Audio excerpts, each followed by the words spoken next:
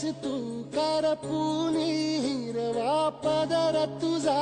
जळला छळ केला पिढी जात तुझा ग उखडून वनराई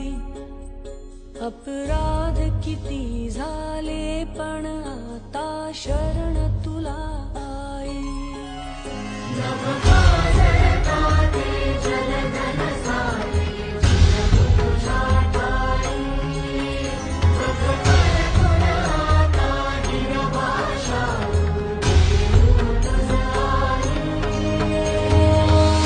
परतीन आली जाण